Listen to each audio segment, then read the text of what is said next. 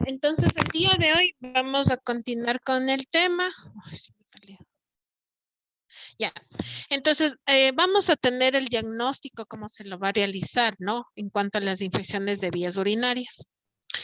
De acuerdo con esto, nos vamos a basar primero que en las mujeres jóvenes que presentan infección de vías urinarias, el diagnóstico se va a basar principalmente en la sintomatología clínica y mediante un uroanálisis, los piocitos que vamos a encontrar en ella, ¿no?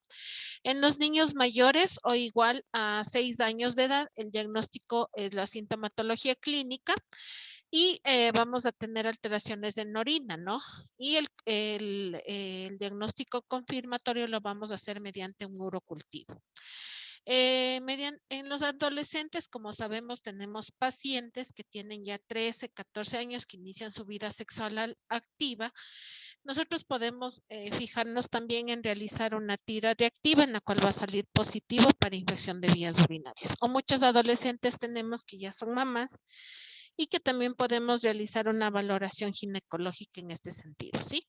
Entonces, ¿qué es lo que vamos a solicitar para el diagnóstico de la infección de vías urinarias? Bueno, vamos a solicitar una biometría hemática, en la cual en muchos de los casos se relaciona con leucocitosis más una neutrofilia, ¿sí? Vamos a también solicitar reactantes de fase aguda, en donde vamos a encontrar una velocidad de eritrosedimentación mayor a 30. Cuando nosotros, como sabemos y como ya vimos las manifestaciones clínicas previas por grupo etario, sabemos que ciertas pacientes, en especial en los menores de 1 año, que por lo general no nos indican todavía qué es lo que molestias tienen, únicamente debutan con fiebre, sin foco, nosotros debemos solicitar que sea el foco de la fiebre, una infección de vías urinarias. También nosotros vamos a solicitar eh, un uroanálisis, infección de vías urinarias, esfínteres y que ya mencionan que pueden ir al baño. Nosotros vamos a utilizar los recipientes estériles para la toma de pacientes que no controlan esfínteres, que todavía utilizan el pañal.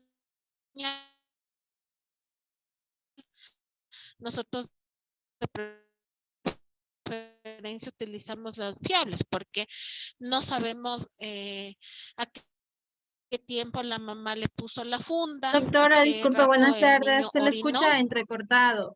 ¿sí? Entonces,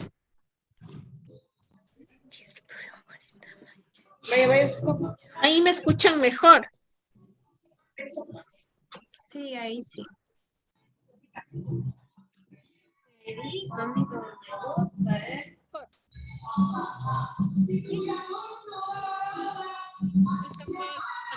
poquito el volumen. Steffi, por favor, cierra el micrófono.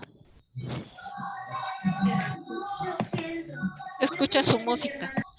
Ya, entonces, ahí sí me escuchan clarito, ¿no es cierto? Pero es alzar un poquito el volumen. Ya, entonces, como les mencionaba, las fundas recolectoras de orina es en los pacientes que todavía no controlan esfínteres y que obviamente a veces no son tan confiables de estos exámenes debido a que no sabemos en qué momento la mamá colocó la funda y no sabemos qué tiempo posterior a esto el niño realizó la diuresis, ¿no? Entonces no sabemos si es confiable o no esa muestra porque obviamente ya está contaminada. Para mayor precisión, nosotros tenemos la posición suprapúbica en los pacientes que, como ya les había mencionado, todavía no controlan esfínteres y que el diagnóstico sería más preciso con este tipo de punción suprapúbica, ¿no? Bueno, el diagnóstico que nosotros vamos a confirmar la infección de vías urinarias es el urocultivo, ¿no? Que incluso nos va a ayudar en los pacientes que de pronto nosotros vamos a colocar un tratamiento empírico con antibiótico y que obviamente a veces no mejoran, y el urocultivo nos sirve para ver el urocultivo más antibiograma para saber qué tipo de antibiótico debemos manejarlo, ¿no? Y también la muestra de punción suprapúbica que se puede realizar a cualquier edad, ¿no? Pero como mayor predisposición en los pacientes principalmente que no controlan esfínteres. Entonces, ¿qué más vamos a pedir? Bueno, el urocultivo.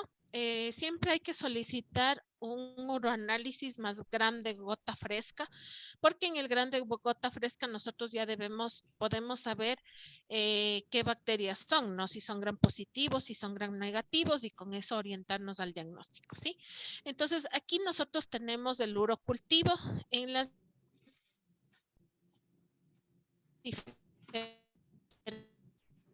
Importación que función suprapúbica en un urocultivo, únicamente que nosotros nos reporten el urocultivo que existe una unidad formadora de colonia, ese urocultivo es positivo, ¿sí? Porque obviamente,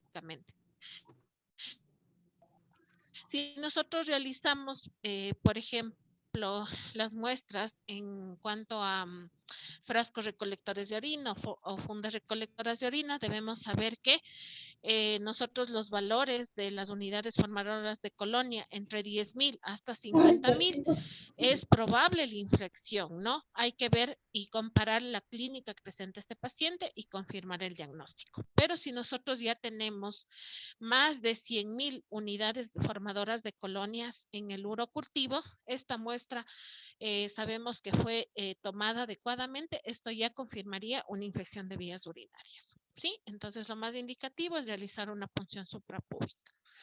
O también podemos coger directamente la muestra mediante la sonda vesical, ¿no? Mediante un previo aseo.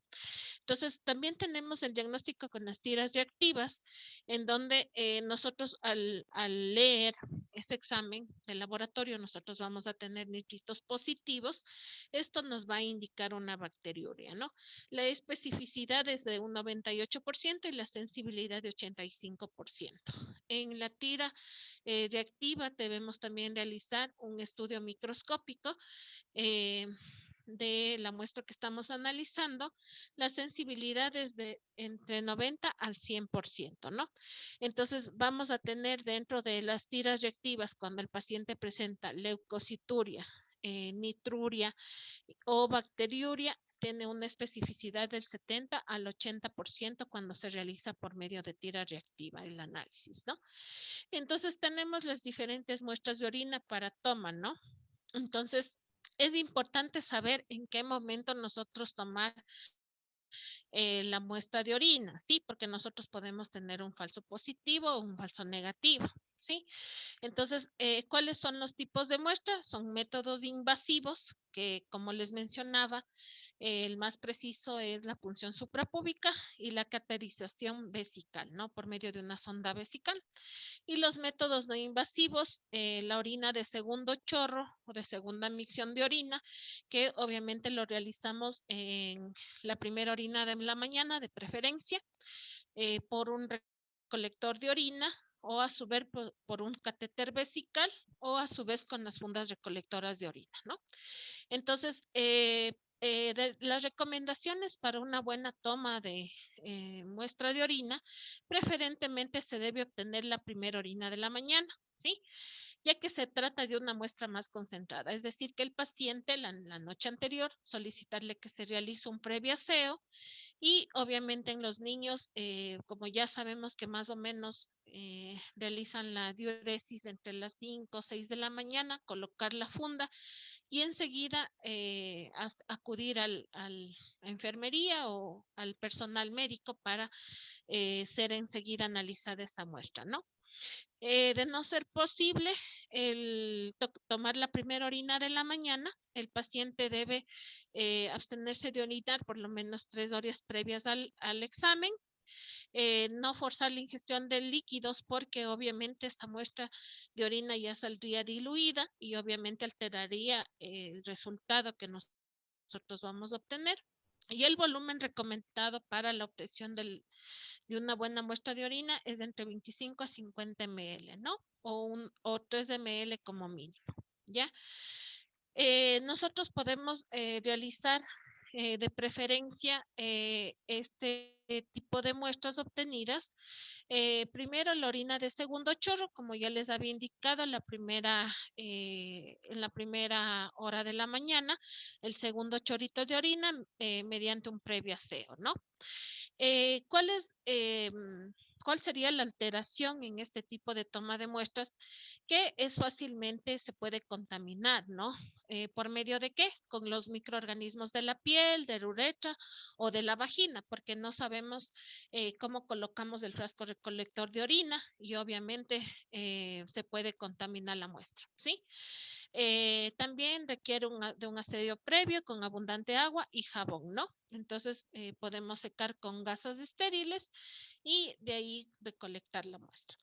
La orina obtenida mediante el recolector de orina se debe realizar con un buen aseo genital del niño y se coloca el recolector de orina, ¿no? ¿Cuánto dura el recolector de orina? La muestra estéril cada 30 minutos porque se contamina con los microorganismos de diferentes zonas, ¿no? Entonces, si nosotros sabemos que el recolector cogimos la muestra y tenemos ahí en la mesita hasta que pase la enfermera, esa muestra ya no sirve, ¿sí? Entonces, recomendarle al familiar que enseguida que coge la muestra, irlo a dejar, ¿no? O a su vez, si nosotros estamos en el domicilio, esa muestra máximo dura 1 hora, ¿no? También nosotros podemos realizar un cateterismo, ¿sí? Vesical. Nosotros sabemos que hay ciertos pacientes que utilizan catéter vesical permanente en cierto tipo de patologías previas que presenta nuestro paciente. Entonces, en ese caso, nosotros para obtener una buena muestra es previo a eso el cambio, puede ser el cambio del catéter o a su vez si es que ya está con una sonda permanente, nosotros realizar una desinfección, ¿sí? Con alcohol al 70% y esperar que se seque, ¿no? No se debe pinzar el catéter antes de obtener la muestra, ¿sí? Y nosotros debemos hacer el sitio de punción es cerca de los 20 centímetros. Podemos realizar la punción suprapúbica, que es la muestra más limpia que nosotros vamos a obtener, ¿sí? Esta evita la contaminación con el resto de microorganismos de la piel, del uretra y de la vagina y puede ser un método más preciso, ¿no? Pero obviamente en la práctica clínica no a todos los pacientes vamos a realizar esta punción suprapúbica porque como sabemos es un método invasivo y muchas mamitas se oponen a esto. Entonces tomar en cuenta todas las muestras de orina que por medio del cual podemos obtener una buena muestra, ¿no? Entonces ahí nosotros tenemos los métodos, las ventajas y desventajas, los inconvenientes y las indicaciones en los cuales vamos a tomar la muestra, ¿no? Entonces vamos a tener el chorro miccional limpio, ¿sí? La bolsa adhesiva, el cateterismo vesical y la punción suprapúbica, ¿sí? Mencionado si tenemos en el chorro miccional más de 100.000 unidades formadoras de colonia por ml de un germe es positivo el urocultivo, ¿no? Si nosotros tenemos en la bolsa adhesiva es la misma cantidad de unidades formadoras de colonias, mayor de 10.000. En el cateterismo vesical, que es lo que vamos a encontrar, entre 10.000 a 50.000 unidades formadoras de colonia, nosotros ya debemos pensar que el urocultivo es positivo. Y en la función suprapúbica, basta con una unidad formadora de colonia para decir que ese examen es positivo. ¿Sí? Entonces ahí podemos observar las ventajas y desventajas y las indicaciones para cada tipo de paciente que ustedes pueden leer esa tablita y hacer la diferenciación entre los diferentes métodos de toma de muestra. ¿Sí? Entonces, nosotros también para el diagnóstico solicitamos estudios de imágenes. ¿Sí? Entonces, ¿qué es lo que vamos a solicitar? Una ecografía prenatal en el cual nosotros podemos obtener un diagnóstico de ciertas anomalías nefrourológicas que se presentan en la edad prenatal, una ecografía renal cuando el paciente presenta infección de vías urinarias, en el cual podemos identificar una vía urinaria dilatada y otras anomalías renales, ¿no? Muchas veces es un hallazgo casual que un paciente venga con infección de vías urinarias, se realiza una ecografía renal y tienen doble sistema pielocalicial, ausencia de un riñón que antes, previo a eso, no habían tenido la sospecha de que ese paciente tenía esas anomalías, ¿no? Eh, el estudio de imagen, la ecografía renal está indicado cuando los pacientes presentan su primer episodio de infección de vías urinarias, ¿no? Se debe estudiar las anomalías congénitas que se presentan en cada grupo etario, ¿no? Entonces, ¿cuál es la indicación de la ecografía renal? Aquí nosotros vamos a valorar riñones, la forma, el tamaño, la situación, el parénquima renal, vamos a ver las vías urinarias si está dilatado, si hay doble sistema pielocalicial, en la vejiga, si existe algún residuo miccional, un engrosamiento de la pared, ¿sí? Y en las indicaciones para realizar ecografía renal en pacientes que no controlen la micción y que no dispongan de ecografía previa realizada, cuando los pacientes presentan una infección del tracto urinario que se presenta con fiebre, una infección del tracto urinario recurrente, cuando sabemos que la infección del tracto urinario es distinto, porque como sabemos que el 80% de infección de vías urinarias es dado por el microorganismo de la E. coli, pero ciertas infecciones son por otros tipos de microorganismos y que debemos sospechar en algún tipo de infección por continuidad o tal vez un germen hospitalario, ¿no? También cuando el paciente presenta disfunción miccional, cuando nosotros observamos en los exámenes de laboratorio que presentan niveles de creatinina elevados o una masa abdominal, ¿no? Y también cuando en la familia el paciente que viene por infección del tracto urinario tiene antecedentes familiares de un reflujo vesicoureteral, ¿no? Entonces, esas son las indicaciones para una ecografía renal, ¿sí? Más adelante, nosotros tenemos la cistografía, que no en todos los pacientes nosotros lo realizamos. Son ciertas indicaciones en las cuales vamos a hacer la cistografía. Aquí nos indica que es un método de elección para la identificación de un reflujo vesicoureteral para las anomalías de la vía urinaria común. Y la exploración de la cistografía es cuando el paciente ya es dado de alta y tiene un uroanálisis limpio y que nosotros vamos a realizar este examen de 4 a 6 semanas posteriores a la última infección de vías urinarias que tuvo el paciente y que vamos a sospechar que el paciente tenga alguna otra patología asociada a esta infección de vías urinarias, ¿sí? Entonces, nosotros, la cistografía está indicado, es un método de elección para pacientes que sospechamos de un reflujo vesicoureteral y para establecer el grado de reflujo vesicoureteral y saber cómo tratarlo, ¿no? Si se detecta reflujo en más de un tercio de los lactantes tras su primera infección del tracto urinario febril, ¿no? Aproximadamente el 90% de los casos es de bajo grado y tiende a desaparecer espontáneamente, ¿sí? La prueba de elección para detectar obstrucción del tracto urinario inferior, especialmente provocada por válvulas de uretra posterior. Entonces, estas son las indicaciones para una cistografía, ¿no? Bueno, la cistografía no está indicado, como les mencionaba anteriormente, a todos los pacientes, ¿no? La ecografía renal es más indicativo casi en la mayoría de los casos, pero las indicaciones específicas para este tipo de pacientes son en los niños o niñas con infección del tracto urinario recurrente, disfunción miccional con sintomatología durante la fase de vaciado vesical, hallazgos alterados en ecografía abdominal o gammagrafía renal y antecedentes familiares de reflujo vesíco-ureteral. ¿Sí? Nosotros si ya realizamos este tipo de exámenes, también menciona que nosotros podemos realizar controles ecográficos cuando ya sabemos que los niños ya han sobrepasado la fase aguda de las infecciones de vías urinarias y que sabemos que obviamente este tipo de exámenes ya son más invasivos y a veces sometemos a radiación a los niños, entonces debemos saber para qué tipo de pacientes está indicado este tipo de valoración, ¿no? Entonces también tenemos la gammagrafía renal, ¿sí?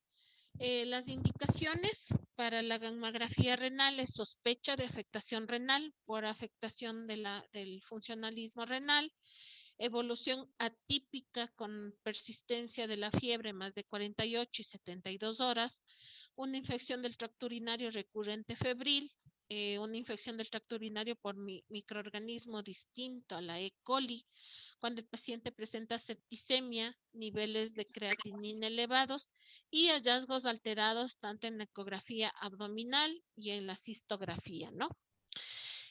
Por lo general, este tipo de gammagrafía no se le realiza a menudo, principalmente por el alto costo que tiene esta prueba y también porque nosotros tenemos otro tipo de métodos de diagnóstico que específicamente a cierto tipo de pacientes podemos manejar estos exámenes especiales, ¿no?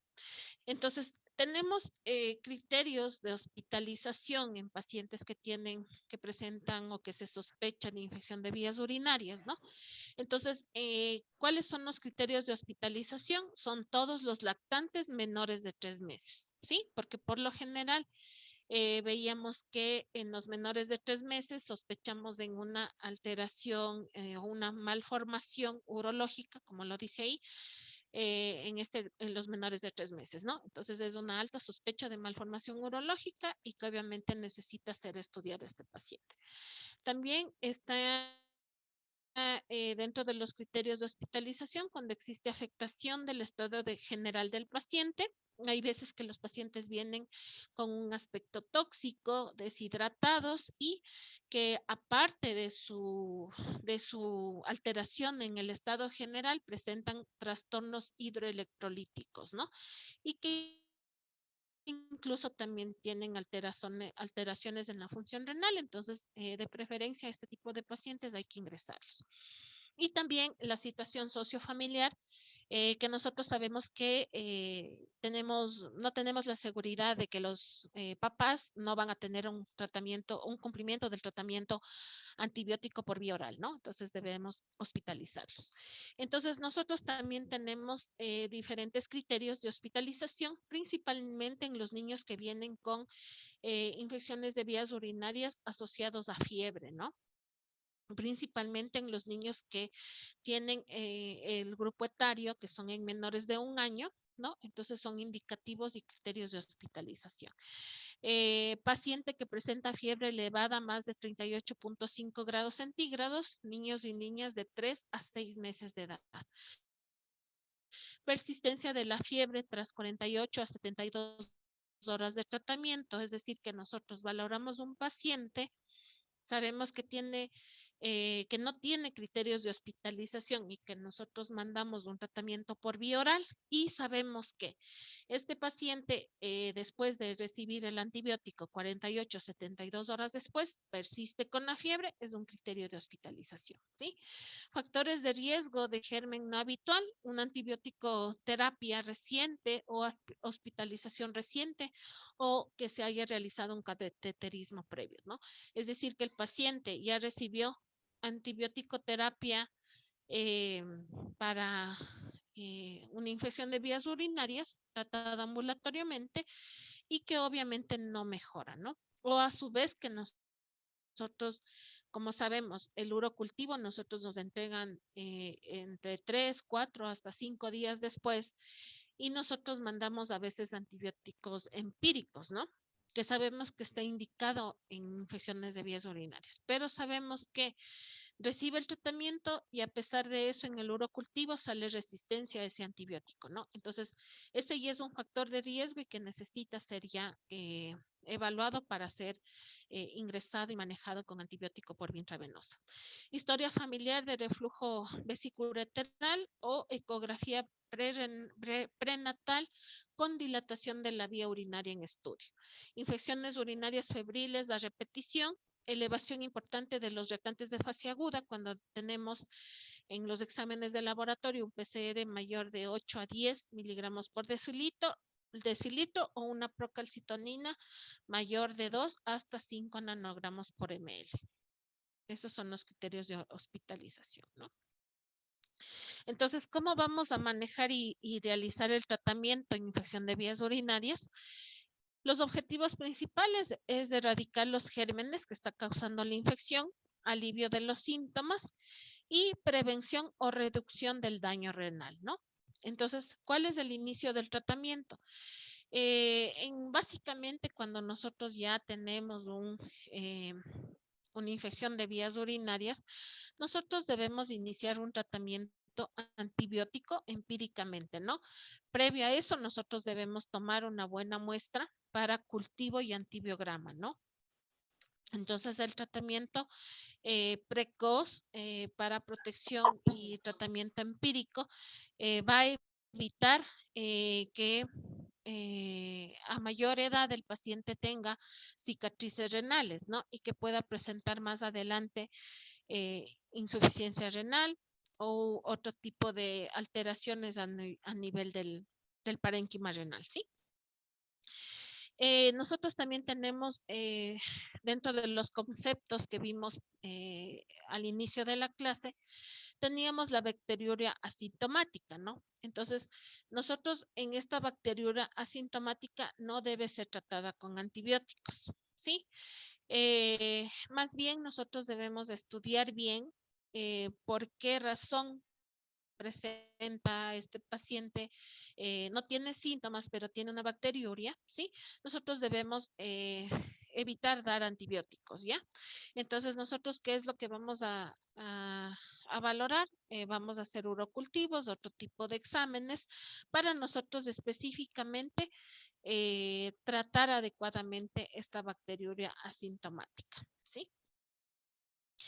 El tratamiento nosotros podemos administrarles por diferentes vías. La vía de administración habitual es la vía oral, porque en su gran mayoría los pacientes pueden ser más manejados ambulatoriamente. Y por vía parenteral hay criterios en los cuales los niños que vienen con infección de vías urinarias y que tengan afectación del estado general importante en esos pacientes, nosotros de preferencia los manejamos por vía parenteral. Pacientes también que no toleran la vía oral, ¿sí? O que aquellos pacientes que cumplen los criterios de ingreso que ya mencionamos anteriormente, ¿sí? ¿Cuál va a ser la duración del tratamiento? Dependiendo, ¿no? Entonces, la duración recomendada del antibiótico para infecciones del tracto urinario febriles es de 10 a 14 días, ¿sí? En niños con infección urinaria afebril o de vías urinarias bajas, son aceptables las pautas de tratamiento entre 3 a 5 días, salvo los episodios recurrentes o recidivantes o pacientes que tienen que son menores de 2 años. En esos pacientes se recomienda las pautas de tratamiento entre 7 a 10 días, dependiendo el tipo de germen que va a estar en el urocultivo, ¿no? Y que hay pacientes que nosotros recomendamos un tratamiento de largo tiempo, prácticamente cuando los antibióticos empíricos que hemos utilizado han sido resistentes a la bacteria que está provocando la infección, ¿no? Entonces, ¿cómo vamos a realizar la elección de los fármacos que vamos a utilizar en este tipo de pacientes? Obviamente, como ya les mencioné, vamos a dar antibióticos empíricos indicados para este tipo de infecciones, pero nosotros nos vamos a basar en los resultados del urocultivo y del antibiograma, en especial en los pacientes que ya tienen infecciones de vías urinarias a repetición, ¿sí? Entonces, nosotros qué vamos a asociar la tinción de Gram, ¿para qué es útil? Para la elección del tratamiento empírico, ¿no? Sobre todo ante la presencia ocasional de cocos Gram positivos, principalmente en los recién nacidos y en los lactantes pequeños.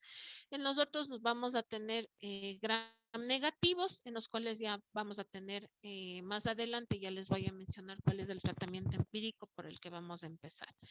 Entonces, aquí tenemos diferentes van a mencionar diferentes tratamientos en infección del tracto urinario febril. Podemos utilizar amoxicilina clavulánico, fosfomicina, la nitrofurantoína o el trimetopin sulfametoxazol, que casi ya no utilizamos por la resistencia bacteriana, ¿no? La infección del tracto urinario febril, nosotros de preferencia vamos a enviar cefalosporinas de tercera generación por vía oral o a su vez manejarlo por vía parenteral, ¿sí? Podemos utilizar también amoxicilina más ácido clavulánico, también aminoglucósidos y podemos utilizarlo también en dosis única diaria, ¿no? Y en los menores de 3 meses, en este grupo etario, eh, nosotros podemos sospechar de una infección por enterococo. Es necesario la asociación de doble antibiótico terapia, ¿no? Entonces, aquí tenemos los fármacos de elección, ¿no? Como les había mencionado, nosotros nos manejamos con antibiótico empírico, ¿sí? Entonces, nosotros, como sabemos, antes utilizábamos o manejábamos infección de vías urinarias con trimetopin sulfametoxazol, pero sabemos que en la gran mayoría de urocultivos y en ciertos estudios que últimamente han realizado, la E. coli es resistente a ese antibiótico, ¿no? Entonces, el primero de elección, si nosotros vamos a manejar por ambulatoriamente a este paciente y que nunca ha tenido infección de vías urinarias, nosotros podemos elegir cierto tipo de antibióticos, ¿no? Entonces, en la parte de abajo, en la tablita, nosotros vemos los antibióticos indicados por vía oral, ¿no? Entonces, dentro de eso tenemos las cefalosporinas, ¿sí? Pero nosotros, si es que sabemos que es su primera infección de vías urinarias y dependiendo el grupo etario, nosotros vamos a enviar nitrofurantoína, ¿no? Ese es el que nosotros tenemos como protocolo de elección, ¿no? Entonces, ¿a qué dosis nos vamos a manejar? La nitrofurantoína es una... entonces, nosotros vamos a manejar en una dosis de 5 a 7 miligramos por kilogramo día, dividido en 4 dosis, ¿no? Entonces, como segunda elección, a veces mandamos fosfomicina en una dosis de 100 a 200 miligramos por kilo día, dividido en 4 dosis, ¿no? Y la cefuroxima, que nosotros por lo general también mandamos cefalosporinas, pero ya básicamente en los pacientes que tienen ya infecciones de vías urinarias a repetición, ¿no? La cefuroxima, nosotros manejamos una dosis de 10 miligramos por kilo día, dividido en 2 dosis, ¿no? ¿Por qué a veces no utilizamos la cefuroxima? Por su alto costo, porque prácticamente el jarabe cuesta entre 28 a 30 dólares y a veces las mamitas no tienen el dinero para nosotros manejar. Entonces, tenemos que ver también la economía del paciente, ¿no? Pero esos 3 medicamentos nosotros podemos enviar por vía oral, ¿sí? Hasta recibir el resultado del urocultivo, ¿sí? Porque sabemos que ciertos tipos de gérmenes son resistentes a estos antibióticos. Entonces, nosotros, en cambio, por vía parenteral, si el paciente ya presenta criterios de ingreso y que tiene infección de vías urinarias a repetición, nosotros nos podemos manejar con gentamicina, ¿sí? Gentamicina es el medicamento de elección por vía intravenosa. Nosotros nos manejamos una dosis entre 5 a 7 miligramos por kilo día. Ahí menciona una sola dosis. Lo podemos manejar en una sola dosis, pero nosotros de preferencia lo manejamos dividido en 3 dosis, ¿no?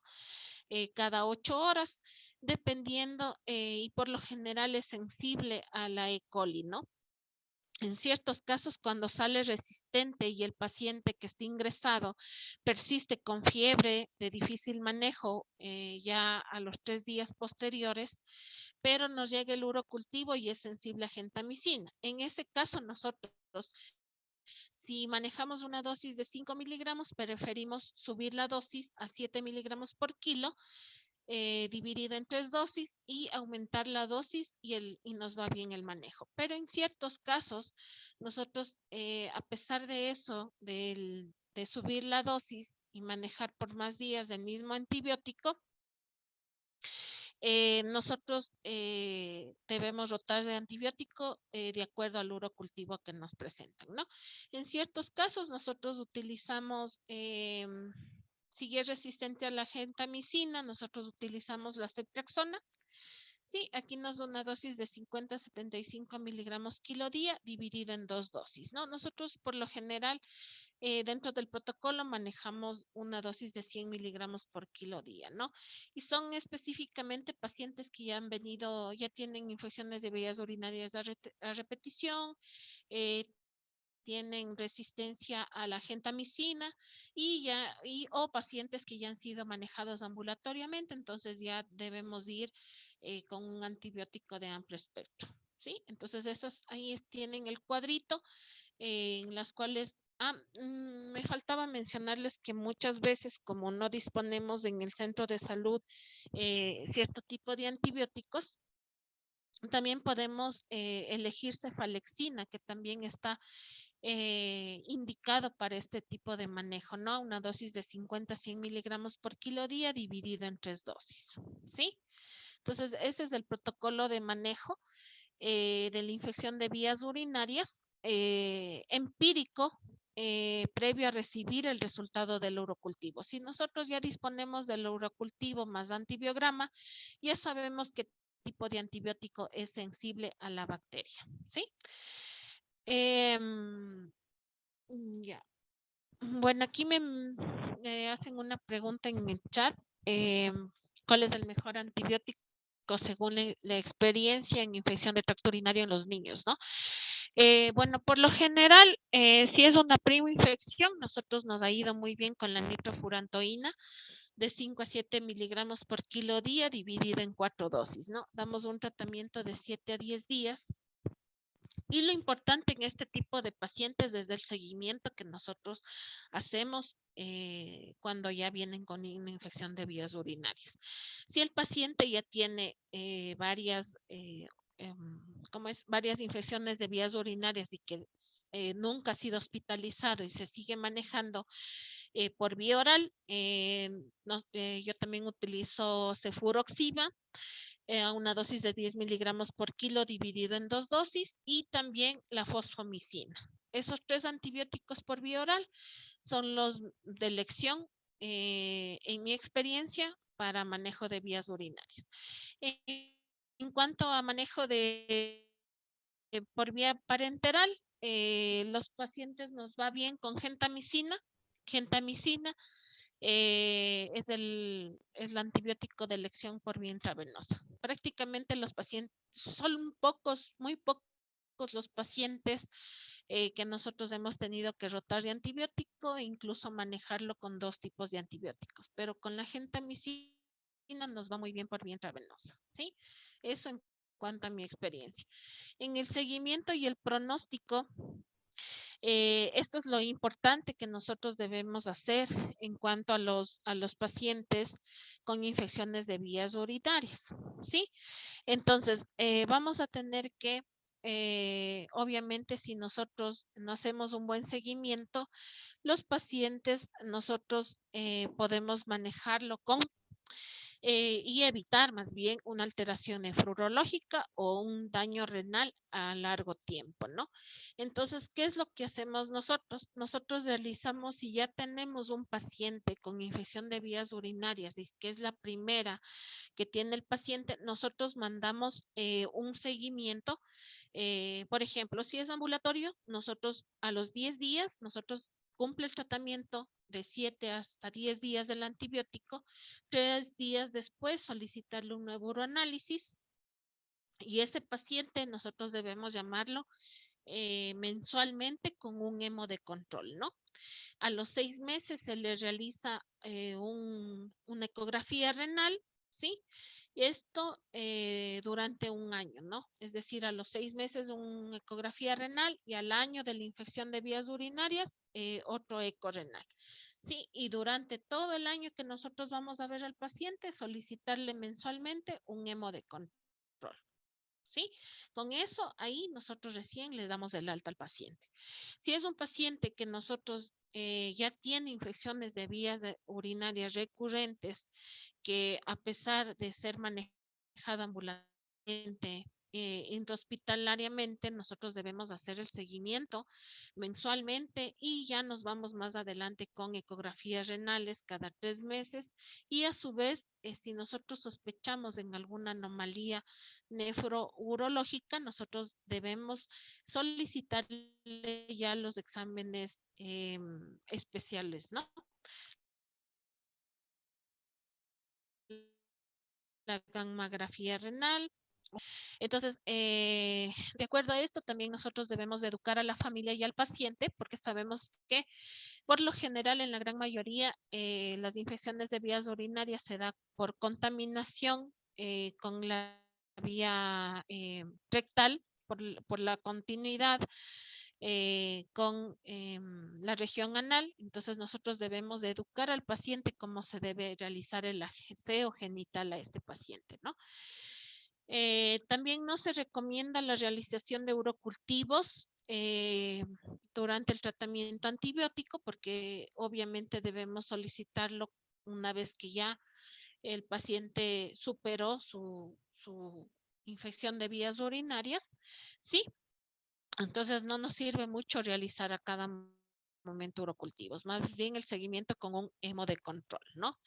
Habitualmente en niños con tracto urinario normal o tras presentar una primera infección del tracto urinario febril, sobre todo en los casos de los varones menores de 1 año y con prepucio no retirable, se recomienda el seguimiento de los pacientes durante el primer año de evolución. ¿Sí? La necesidad de seguimiento de los pacientes con daño parenquimatoso renal se basa en la posibilidad de desarrollar complicaciones como hipertensión arterial, que más adelante ya vamos a hablar, un síndrome nefrítico, síndrome nefrótico, ¿sí? Alteración de la función renal y las complicaciones durante la gestación, ¿no? Entonces, para evitar todo este tipo de patologías o de daño renal que se da en estos pacientes, hay que hacer un buen seguimiento, ¿sí? ¿Cuál sería la prevención de la recurrencia de las infecciones de vías urinarias? Tomar medidas generales, eh, realizar un adecuado aporte de líquidos, un vaciado vesical frecuente, una educación sobre la corrección de los factores locales que afectan a la infección de tracto urinario y la corrección del estreñimiento, ¿no? Esta parte es muy importante porque como causa principal de las infecciones de vías urinarias es el estreñimiento. Entonces, si nosotros manejamos adecuadamente una dieta en el paciente y evitamos que el niño se estreña, vamos a evitar que más adelante se presenten infecciones del tracto urinario, ¿sí? Entonces, nosotros también tenemos la profilaxis antibiótica, ¿sí? Es decir, que si el paciente ya fue manejado su infección de vías urinarias y sabemos que tiene, por ejemplo, recurrencias en sus infecciones del tracto urinario, nosotros debemos, en ciertos casos, mandar profilaxis antibiótica, ¿sí? La profilaxis antibiótica no previene la tasa de recurrencia en niños con tracto urinario normal o eh, o ¿cómo es el reflujo vesículo-ureteral leve? ¿Sí? La asociación la profilaxis antibiótica, la asociación con un riesgo mayor de gérmenes resistentes en infección del tracto urinario posterior, está indicada en pacientes de alto riesgo de desarrollar cicatrices renales o un reflujo vesicoureteral dilatado, en dilatación con sospecha de obstrucción o infección del tracto urinario febril recurrente. Se recomienda en los pacientes también con sondaje mantenido tras cirugías, pacientes candidatos a cistografía y que requieren sondaje aislado, ¿no? Por lo general, la profilaxis antibiótica, en muchos de los casos que tienen infecciones del tracto urinario recurrentes, nosotros enviamos nitrofurantoína, sí, en la misma dosis de 5 a 7 miligramos en los pacientes que lo manejamos como profilaxis antibiótica. Por lo general se da un mes seguido. Se le manda también vitamina C, ¿sí? Por un mes y nuevamente lo volvemos a valorar, ¿no? A los 2 meses con un examen de orina, ¿sí? En los pacientes que necesitan. También está indicado una valoración por nefrología pediátrica, ¿sí? Entonces nosotros, ¿en qué pacientes nosotros vamos a referir al nefrólogo? Está indicado cuando se precisa enlentecer la progresión de la enfermedad renal detectada o se requiera su confirmación en aquellas situaciones con mayor riesgo de asociarlo.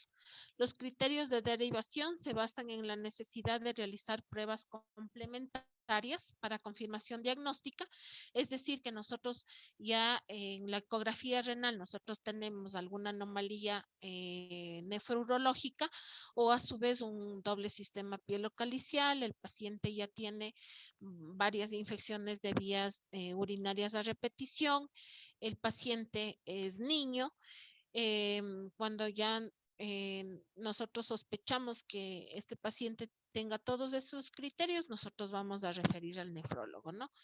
También nosotros tenemos la necesidad de que si nosotros si es que los pediatras ya diagnostican una anomalía urológica, deben realizarse seguimiento por el especialista de estas anomalías y también de sus complicaciones asociadas, ¿sí? Entonces, eso en cuanto a infección de vías urinarias. No sé si quedó claro este tema o tienen alguna pregunta en cuanto a los antibióticos o al el manejo de la infección de vías urinarias que hoy en día se realiza. O continuamos con el tema que es síndrome nefrítico. No sé si tienen alguna pregunta. Doctora, ¿puede repetir lo de los antibióticos, por favor? ¿No de los antibióticos?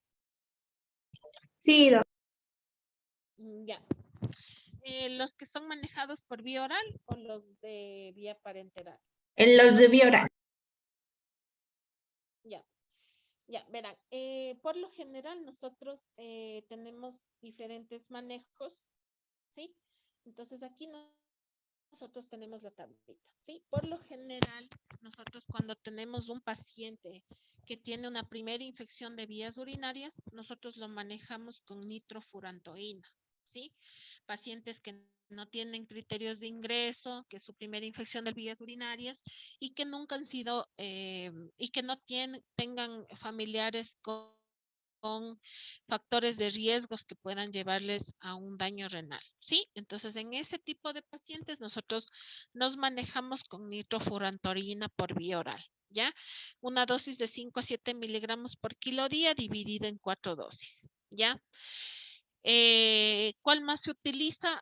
Por vía oral, la fosfomicina también está indicado como tratamiento empírico por vía oral de 100 a 200 miligramos por kilo día dividido en 4 dosis, ¿sí? También nosotros manejamos tal vez en la privada con cefuroxima, ¿sí?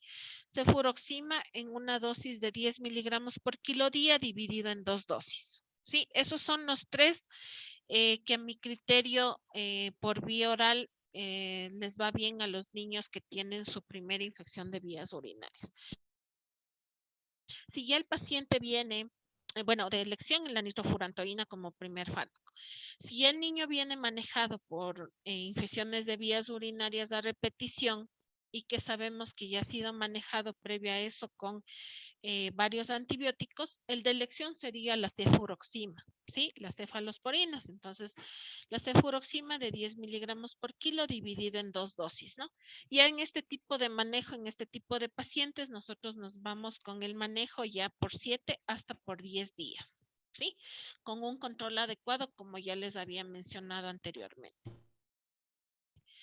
Si el paciente ya es manejado por vía oral de 48 a 72 horas, el paciente no mejora, persiste con fiebre, el urocultivo tiene una resistencia a los antibióticos empíricos por vía oral utilizados, nosotros ya optamos por ingresar al paciente. El paciente tiene criterios de ingreso, nosotros de manera empírica manejamos con la gentamicina, ¿no? Una dosis de 5 a 7 miligramos por kilo día dividido en 3 dosis, ¿sí?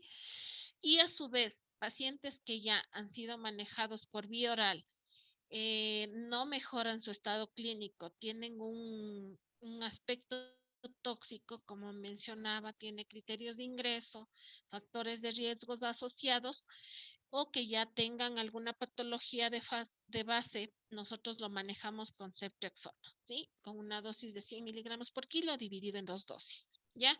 ¿Cuál es el manejo durante la hospitalización? Entre 7 a 10 días, dependiendo el urocultivo, ¿sí? Por lo general, si los pacientes son primera vez que son ingresados por infección de vías urinarias, nos va bien con gentamicina, incluso hasta 5 días de tratamiento.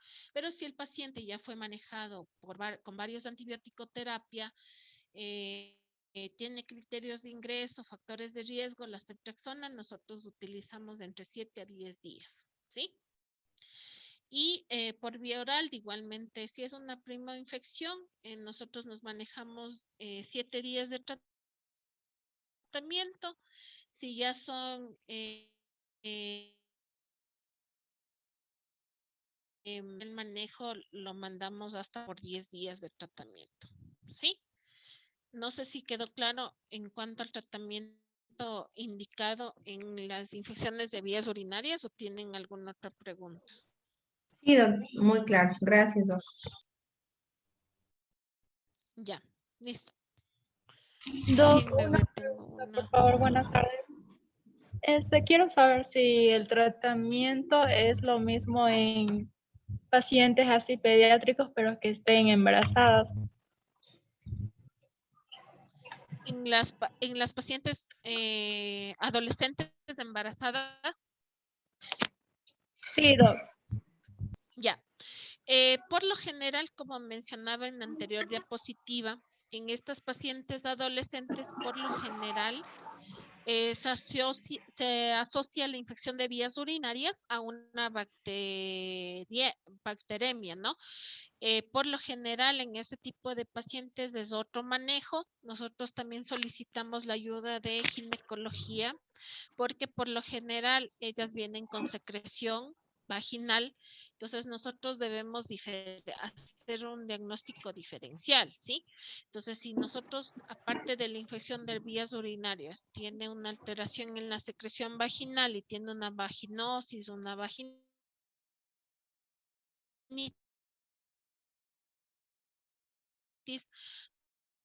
¿sí? Por lo general, nosotros tenemos otro tipo de manejo en antibiótico-terapia, ¿no? Nosotros podemos utilizar ampicilina si es que están ingresadas para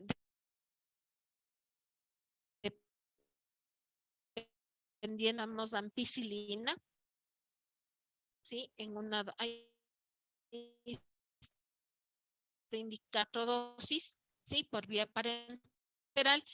Y si nosotros tenemos un manejo ambulatorio de esta paciente, nosotros debemos manejarlo, está indicado la cefalexina o a su vez amoxicilina, dependiendo del caso, ¿sí? Dependiendo la edad gestacional que tenga la paciente, ¿no? Porque como sabemos, en los 3 primeros meses no podemos utilizar antibióticos porque puede causar anomalías congénitas en el desarrollo prenatal, ¿sí? Pero básicamente, como les digo, en adolescentes que están embarazadas es un manejo multidisciplinario.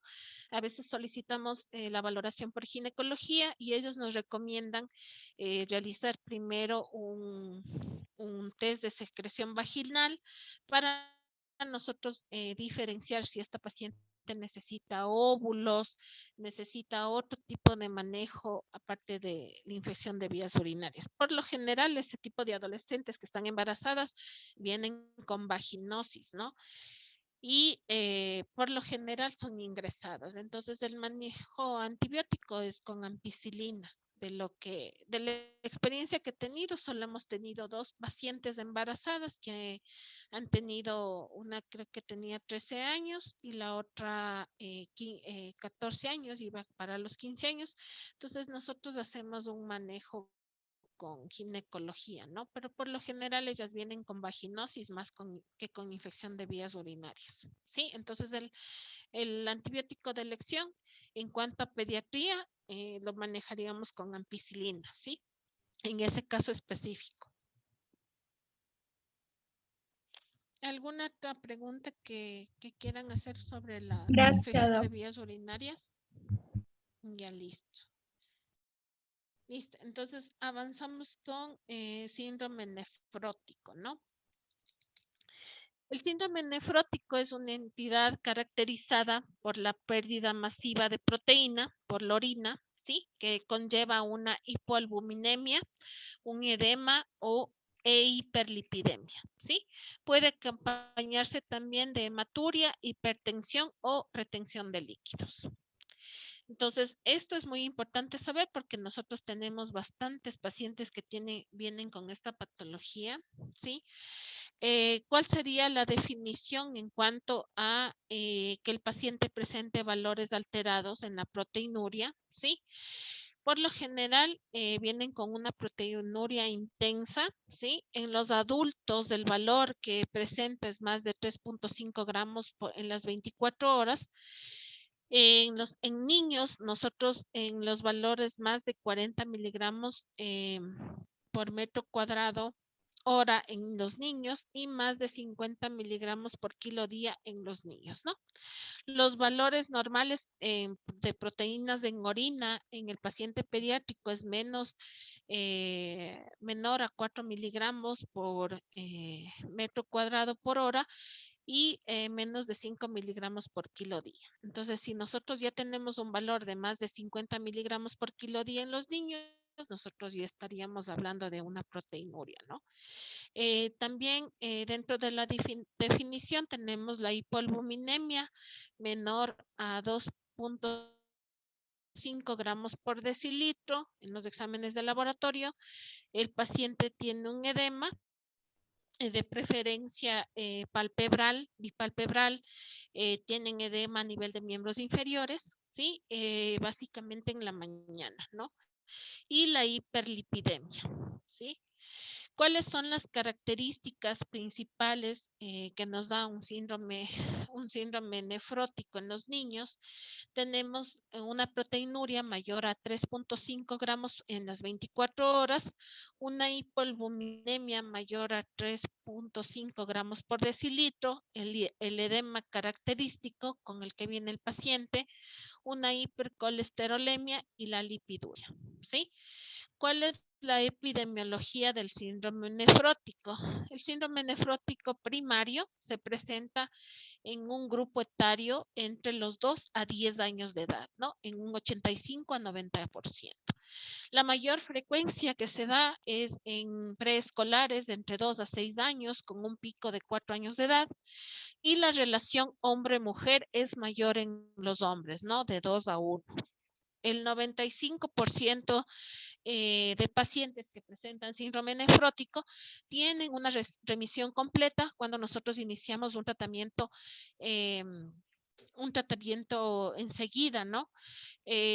Con prednisona, ¿sí?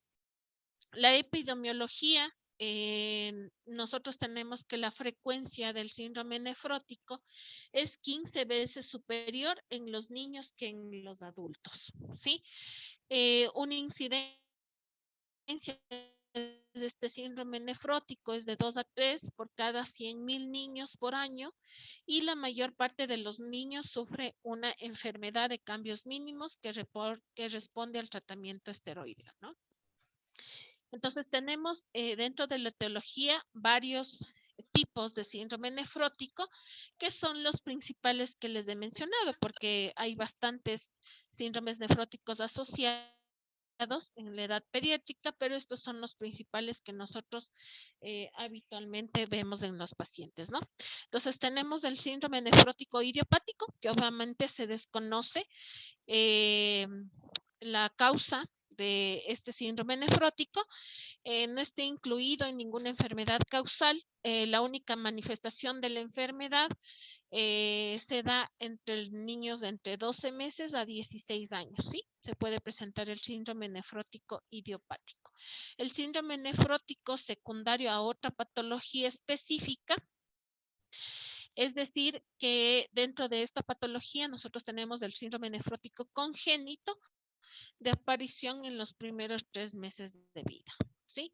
Y el síndrome nefrótico infantil, en el cual vemos entre los 3 a 12 meses de vida y está ocasionado por anomalías en los genes codificados de proteínas específicas del podocito, ¿sí? Entonces, la etiología son estos 3 principales síndromes nefróticos que nosotros vamos a encontrar en la edad pediátrica. Entonces, ¿cuál es la fisiopatología de este síndrome nefrótico? El trastorno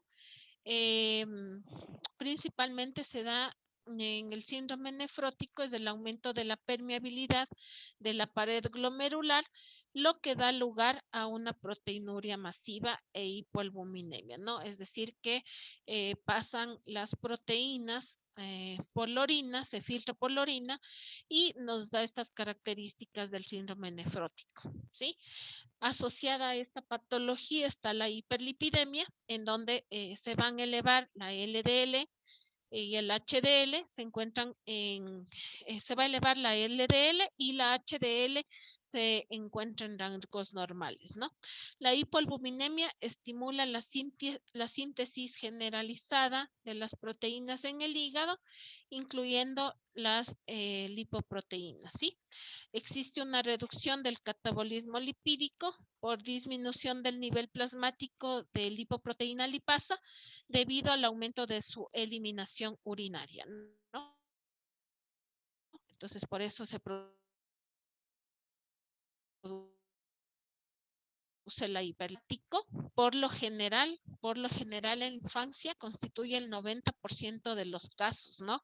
Que se presenta un síndrome nefrótico idiopático en edad pediátrica, es decir, que no se conoce las causas por las cuales se da este síndrome nefrótico. Y se pueden asociar o encontrar tres tipos histológicos dentro de este síndrome nefrótico idiopático, en donde los pacientes pediátricos pueden presentar una enfermedad de cambios mínimos, la proliferación mesangial y la glomeruloesclerosis segmentaria focal. Entonces, esas 3 patologías están asociadas a este síndrome nefrótico idiopático y que se desconoce la causa por la cual se da esta sintomatología en los pacientes pediátricos. Entonces, ¿cuál va a ser el cuadro clínico que va a presentar nuestro paciente? Por lo general, el edema característico, que cuando nosotros realizamos una valoración del paciente y estamos realizando la historia clínica, nos menciona la mamá que previo a eso el paciente fue aumentando su edema, que al inicio lo presenta en la cara y que fue aumentando paulatinamente, ¿no? Presenta un edema bipalpebral. Tiene igual edema en los miembros inferiores, ¿sí? tiene una proteinuria masiva ya cuando realizamos los exámenes de laboratorio, un incremento del peso corporal más del 10%, ¿sí? Esto a causa del edema que presenta el paciente, aparece principalmente en las mañanas, ¿sí? La mamá nos menciona que durante el día aparentemente pasa tranquilo, no presenta ningún tipo de edema y en la mañana aparece con los ojitos edematizados y las piernitas hinchadas, ¿sí? Se va a dar principalmente en las extremidades inferiores. Ciertamente a veces el edema se ve a nivel de los genitales y a nivel del abdomen, ¿no? El paciente presenta una citis o una distensión abdominal, ¿sí? Tiene edema periorbitario, unas vesículas líquido intradérmico. Puede existir o no, pero básicamente a veces no se ve esas vesículas. Es raro encontrar en ciertos pacientes. La citis, la distensión abdominal, en ciertos casos y que ya vienen, que obviamente a veces las mamás dicen solamente pasó hinchado y el paciente muchas veces nos confundimos en una dificultad respiratoria a causa pulmonar, ¿no? Pero que nosotros debemos asociar en ciertos casos graves y que nosotros vemos otras patologías asociadas o otro cuadro clínico asociado, nosotros debemos sospechar en un derrame pleural y en casos graves un edema agudo de pulmón, ¿no? Si nosotros sospechamos que este paciente tiene síndrome nefrótico, la hipoalbuminemia y la dislipidemia, ¿sí? Entonces, ¿cuáles son los conceptos de evolución clínica en este síndrome nefrótico? Tenemos la remisión cuando se produce la desaparición de la proteinuria menor a 4, ¿no? O en la tira reactiva está negativa la proteinuria en orina, ¿no? Durante 5 días consecutivos. Entonces, ahí hablamos que el paciente está en remisión de su cuadro clínico. Cuando presenta una remisión parcial, cuando la normalización de la albuminemia mayor a 3 gramos por litro con persistencia de proteinuria de 4 hasta 40 miligramos por metro cuadrado. Y la remisión total del síndrome nefrótico es cuando existe una desaparición total de la proteinuria y normalización de la albuminemia, ¿no? Esos son los conceptos de evolución clínica del paciente. Nosotros tenemos cierto tipo de pacientes en los cuales puede haber una recaída, es decir, que nuevamente aparece proteinuria en la tira reactiva de 3 cruces durante 5 días. Esa es una recaída del paciente. Y la resistencia al tratamiento es una persistencia de proteinuria en rango nefrótico a pesar del tratamiento instaurado en este paciente, ¿no? También existe la resistencia. Entonces, vamos a tener cierta clasificación clínica y en la cual nosotros vamos a tener un diferente manejo de estos pacientes, ¿sí? Entonces, dentro de la clasificación tenemos los córticos sensibles, ¿no? Es cuando la respuesta, por lo general, el tratamiento se basa en corticosteroides, ¿sí? Entonces, cuando el paciente, la respuesta a la prednisona administrada es la remisión completa del síndrome clínico y bioquímico, es decir, que todos los la sintomatología clínica que presenta el paciente tiene una remisión completa y también mediante estudios de exámenes de laboratorio, la proteinuria o la hipoalbuminemia está normal, ¿no? Entonces, a eso llamamos córticos sensibles. Cuando tienen recaídas, son pacientes córticos sensibles con brote único y con un número de recaídas menor de 3 en 6 meses tras la administración inicial o menor a 4, de 4 al año de tratamiento, ¿sí? También tenemos los córticodependientes, presentan 2 recaídas consecutivas al rebajar la dosis de prednisona o durante las 2 siguientes semanas. Y los córticos resistentes, es decir, cuando persiste el síndrome nefrótico, persisten las manifestaciones clínicas y persiste también las alteraciones a nivel del laboratorio tras el tratamiento instaurado con corticoterapia y que no ha remitido ninguno de estos síntomas. ¿Sí? Esos son los córticos resistentes. Entonces, ¿cuál va a ser el diagnóstico que nosotros vamos a realizar? Primero vamos a solicitar un análisis de orina, un uroanálisis en el cual vamos a, con la tira reactiva, podemos encontrar proteinuria, es decir, podemos encontrar 3 o 4 cruces en la tira reactiva, una proteinuria en orina mayor de 3.5 gramos en 24 horas en los adultos y mayor de 50 miligramos por kilo día en los niños. También nosotros podemos solicitar dentro de un análisis de orina, puede ser tomar una muestra de orina en cualquier hora del día y nosotros vamos a solicitar en el examen de laboratorio una proporción proteína creatinina, ¿no? En la cual en una muestra de orina aislada vamos a tener mayor a 2, ¿sí? Esto en relación a la proteína con la creatinina. Nos sale ya el valor que nos da el laboratorio y si el paciente presenta más de 2, es positiva la muestra. La albúmina sérica es menor a 2.5 gramos por decilitro. También debemos solicitar perfil hepático, perfil lipídico y nosotros vamos a encontrar los niveles de colesterol y triglicéridos suelen encontrarse elevados, es decir, mayor a 300. ¿Sí? Y en la mayoría, en la mayoría de los niños no se requiere biopsia renal para llegar a un diagnóstico, ¿no? Es clínico y también nos ayuda a los exámenes de laboratorio sospechando en un síndrome nefrótico. ¿Cuál va a ser el tratamiento? El tratamiento en estos pacientes principalmente, como sabemos, algunos pacientes vienen con alteración de la presión arterial, pacientes que ya vienen en los casos graves con derrame pleural, con edema agudo del pulmón, incluso nosotros debemos, como medidas generales, manejar una dieta, ¿sí? ¿Cuál va a ser la dieta en este tipo de pacientes? Una dieta hiposódica, ¿sí? Y restricción de líquidos, ¿no? Es decir, nosotros vamos a calcular la restricción de líquidos que nosotros vamos a mantener en estos pacientes y también el uso de diuréticos, ¿no? Está una incógnita ahí porque no en todos los pacientes utilizamos diuréticos, ¿sí? ¿En qué tipo de pacientes vamos a utilizar diuréticos? En los pacientes en casos graves, los cuales ya vienen con otra patología asociada o que a su vez presentan derrame pleural, un edema agudo de pulmón que nosotros debemos fundir lo que más podamos los edemas, ¿no?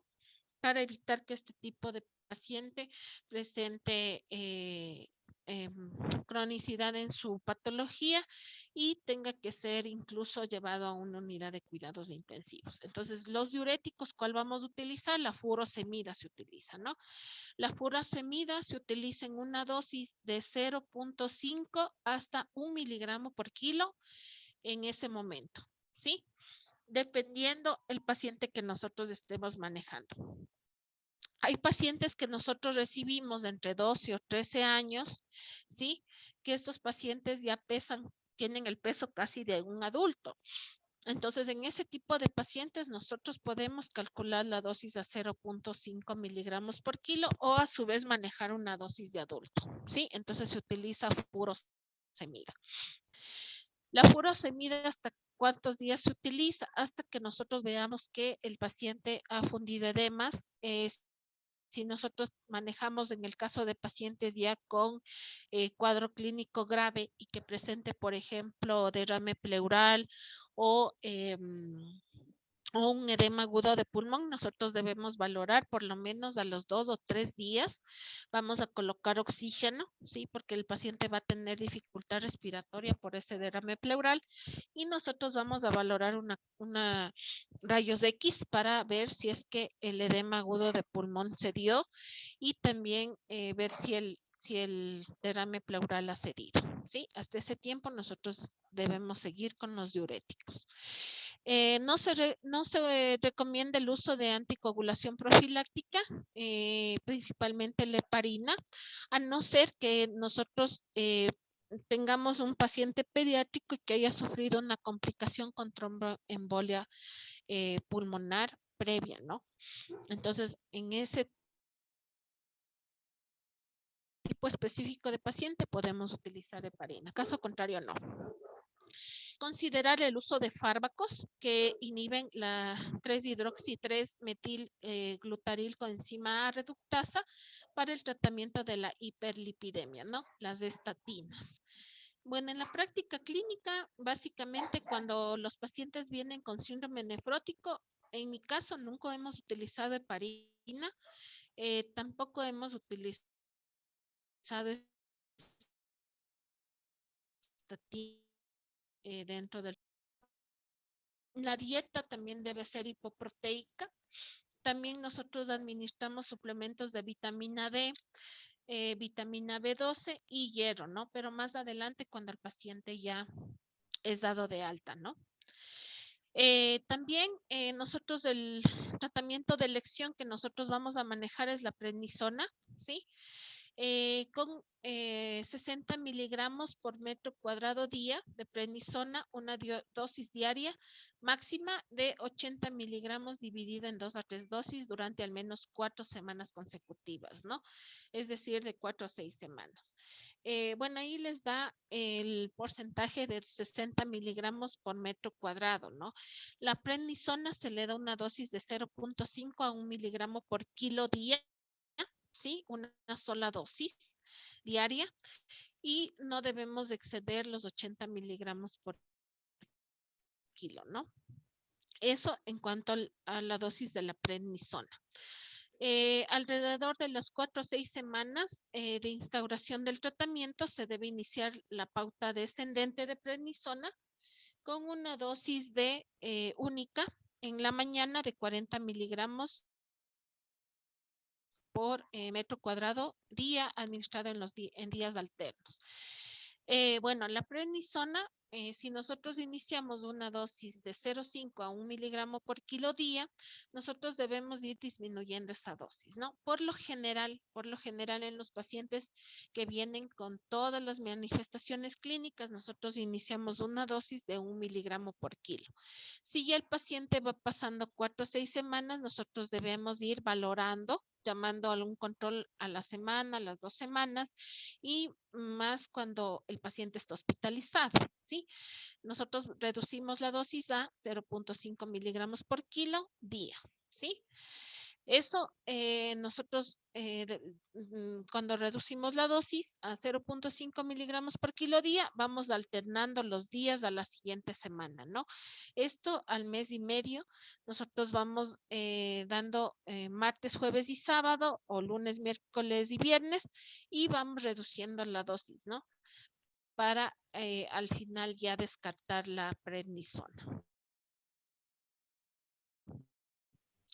Esta pauta se va disminuyendo lentamente a lo largo de 2 a 3 meses hasta suspender totalmente el tratamiento, ¿sí? Se considera resistente a corticoides cuando tras 8 semanas de tratamiento y que se ha manejado bien la dosis alternada o disminución de la dosis, persiste la proteína más de 2 cruces en un examen de orina, ¿no? Y ahí, cuando ya nosotros consideramos que el paciente tiene una resistencia a los corticoides y que ha sido manejada adecuadamente su tratamiento, ahí en esos pacientes nosotros ya indicamos una biopsia renal. ¿Ya? Entonces, ¿qué vamos a hacer? Nosotros también tenemos la residencia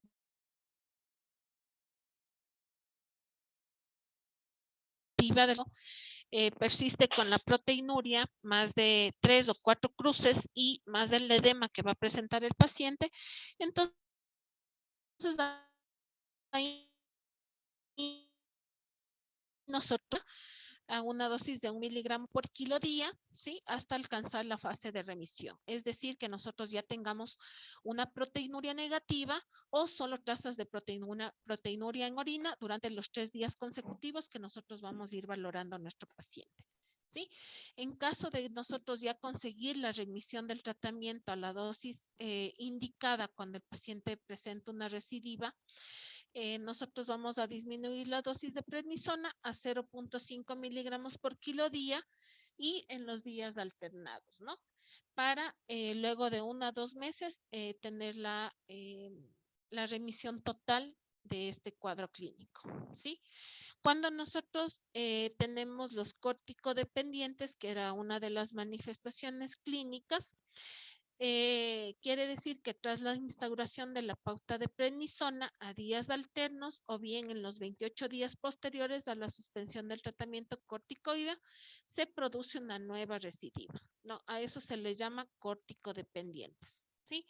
Las recidivas frecuentes responden bien al tratamiento con prednisona, pero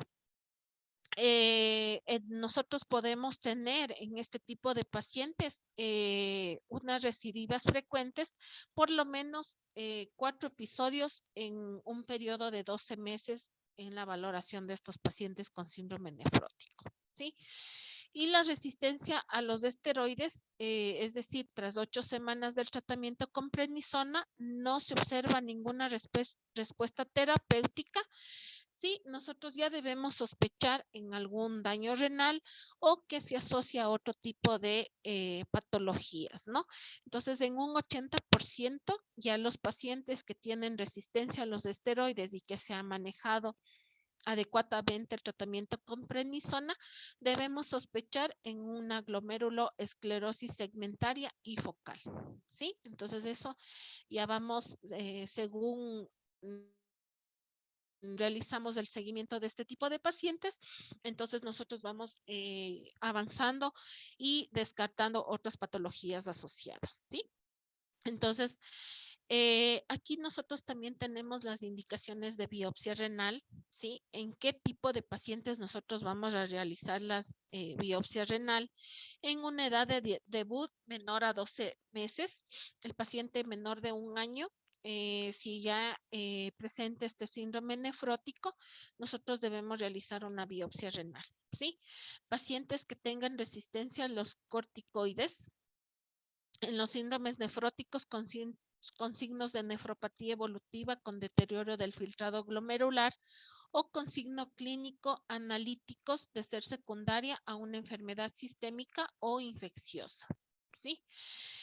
Cambios desfavorables evolutivos con paso de corticosteroides sensibles o corticoides dependientes o a una evolución clínica de córtico resistentes, ¿no? Y el tratamiento prolongado de más de 18 meses, es decir, que nosotros ya hemos manejado el paciente, le hemos visto en una evolución de su enfermedad y que tras 18 meses de tratamiento no mejora con el tratamiento indicado, ¿no? Entonces, en ese tipo de pacientes nosotros ya debemos realizar una biopsia renal para saber qué tipo de patología está afectando a este paciente y que debuta con un síndrome nefrótico, ¿sí? ¿Cuáles son las complicaciones en cuanto a los pacientes que tienen síndrome nefrótico? La principal complicación son las infecciones, ¿sí? Por cuanto existe una pérdida de inmunoglobulinas por la orina, un tratamiento inmunosupresor, pacientes que aparte de su patología, como el síndrome nefrótico, tienen una malnutrición, también presenta edema, ascitis. Si el paciente presenta edema, citis, un derrame pleural, ya casos graves y complicaciones como edema agudo del pulmón y que se pueden asociar a un medio de cultivo para las bacterias y que pueden provocar infecciones, ¿sí?